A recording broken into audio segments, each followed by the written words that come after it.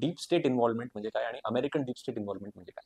कुठलंही राज्य जेव्हा असतं, जेव्हा स्टेट आपण जे त्याला म्हणतो, एक स्टेट म्हणजे एक डेफिनेशन आहे.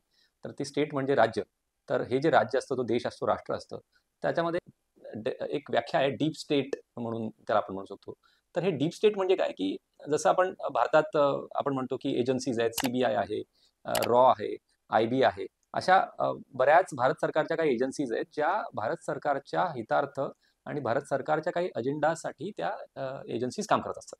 तर ह्या एजन्सीज बऱ्यापैकी लोकांमध्ये जाऊन काम करत असतात आणि बॅकएंडला पण काही बरंच काम करत असतात आणि त्यांचं सगळं एकमेकांशी आणि त्यांचं नेटवर्क असतं आणि त्यांच्या सूचना ज्या आहेत त्या त्यांना सरकारच्या प्रमुखांकडून येत असतात, म्हणजेच प्रधानमंत्र्यांकडून येत असतात किंवा ॲडवायझर टू प्राईम मिनिस्टर किंवा डिफेन्स मिनिस्टर किंवा होम मिनिस्टर्स, अशा खूप मोठ्या लोकांकडून ह्या इन्स्ट्रक्शन्स त्यांना येत असतात.